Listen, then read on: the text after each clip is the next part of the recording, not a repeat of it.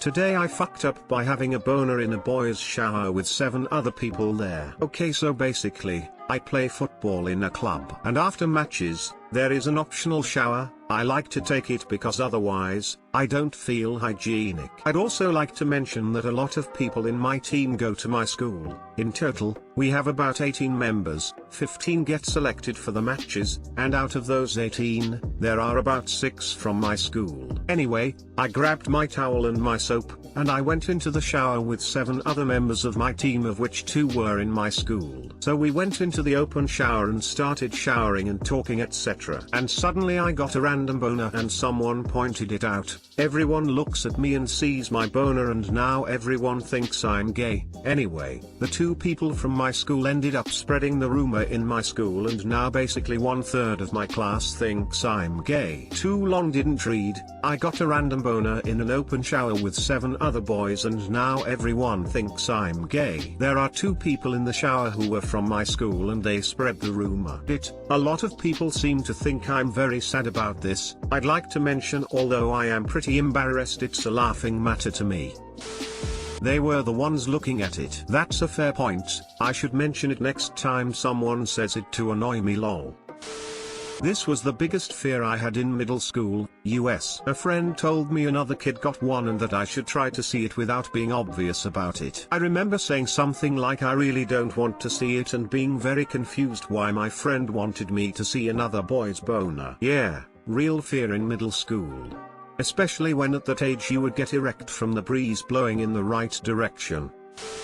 For future use, apparently random boners can be stopped by clenching and unclenching your calf muscle/legs as if you were to go running. Blood gets directed to the legs instead of the penis with the fight or flight response or something. I cannot personally confirm this as I do not have a penis, but second-hand accounts say it seems to work. I'll definitely look into it. Thanks.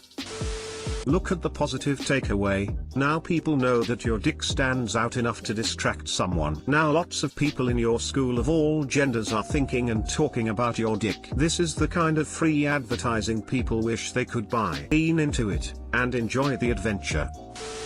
Today I fucked up by not being able to stay hard during a threesome.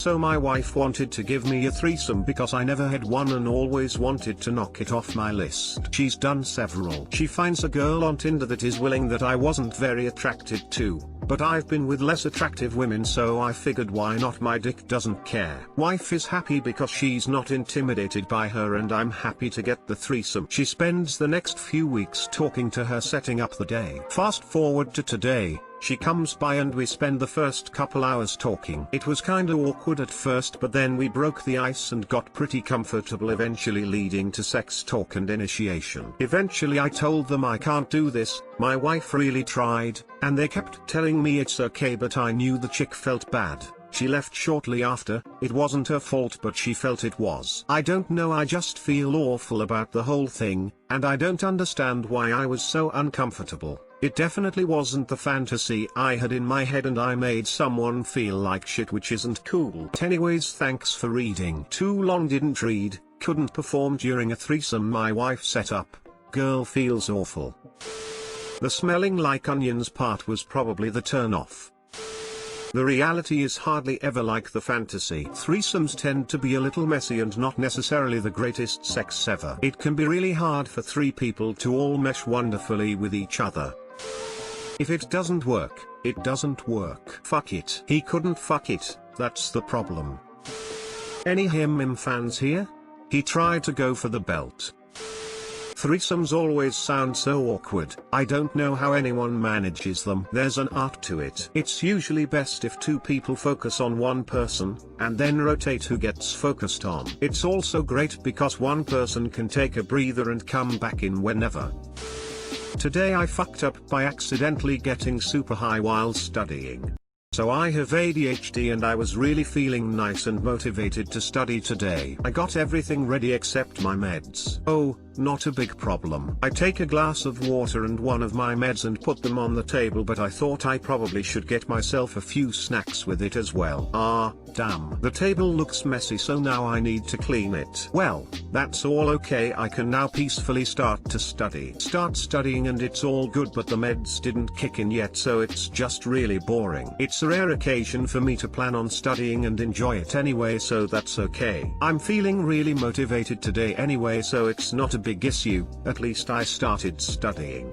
I'm not gonna quit. Well, an hour passes. 2 hours actually. Never mind. 4. I didn't know how the time passed this fast at all, and I feel my heart beating a little too fast. I'm getting really sweaty and there's just an excitement that I can't hold inside. I want to jump to the ceiling and can barely keep it together. Also, there's this stupid smirk on my face that I just can't seem to get rid of. I just looked at my screen and there are tons of scientific articles open about kidney diseases, how the liver functions and neurochemistry. The only issue is that I barely have any idea about these topics, and I sat here to study physics. I couldn't really question this since this is where I closed my eyes and the euphoria kicked in, but I still didn't have a clue of what was going on. My meds do feel like this, but not in this intensity, not at all. I opened my eyes and tried to understand what the hell was going on as I looked at my table. My glass of water was still on the table. That's where I had a moment of enlightenment. The thing is, I washed the glass and left it in the kitchen after taking my med with it. Actually, I did not. I start getting flashbacks of me taking my med before cleaning my table, cleaning the table, and forgetting all about this just to take my med again. My eyes open wide and I'm shocked. I look at my desk again.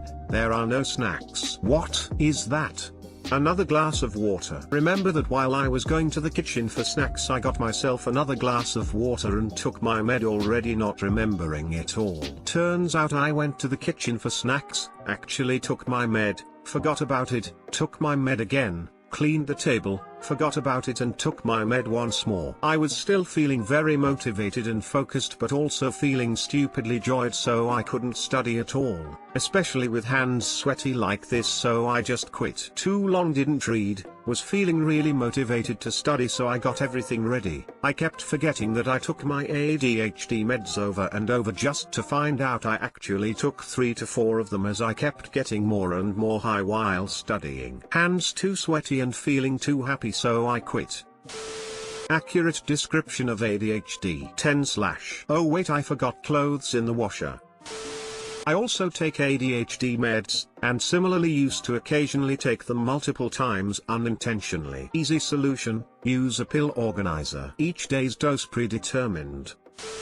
I hated taking ADHD meds with a passion, but goddamn am I scatterbrained. It'd be neat to see how much it actually helps me at this point in my life, but I just have no desire to feel that way again. I have ADHD too.